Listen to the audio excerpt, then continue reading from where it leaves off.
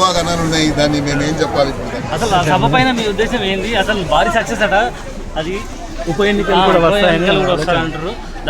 కేసీఆర్ గారిని చూడాలని ప్రజలు చాలా మంది ఎప్పటి నుంచో నిరీక్షణ జరుగుతుంది కాబట్టి ఆయన ఈ పెద్ద సభకు వస్తుంది కాబట్టి నేను కూడా అనుకుంటాను ఆయనను చూడడానికి పెద్ద సంఖ్యలో వస్తారని నేను కూడా సెంట్రల్ యూనివర్సిటీకి సంబంధించి మరి వారు రీట్వీట్ చేసింది సమితా సిబర్వాల్ గారు చేయడం జరిగింది.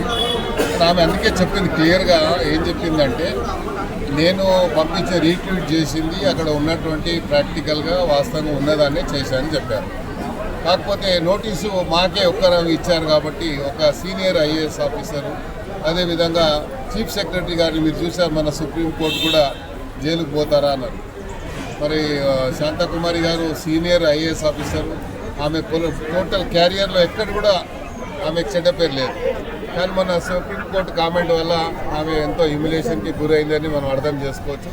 ఎందుకంటే ఒక మంచి హానెస్ట్ ఆఫీసర్కి ఇలాంటి చివాట్లు రావడం అనేది బాధాకరంగా, మాకు కూడా బాధాకరంగా ఉంది. ఎందుకంటే ఆమె పూర్తి క్యారియర్లో ఎక్కడ కూడా ఆమెకు ఒక చిన్న మచ్చ కూడా లేకుండా ఆమె పనిచేసుకుంటూ వచ్చాది. అదేవిధంగా సబర్వాల్ గారు కూడా చాలా హానెస్ట్ ఆఫీసర్, ఆమె కూడా స్మితా సబర్వాల్ కూడా. మరి ఆమె ఉన్న వాస్తవాన్ని రీట్వీట్ చేసింది తప్ప ఏదో గవర్నమెంట్ చేసిందని నేను భావించడం లేదు, గవర్నమెంట్ ఉద్దేశపూర్వకంగా బ్లేమ్ చేసిందని నేను భావించడం లేదు.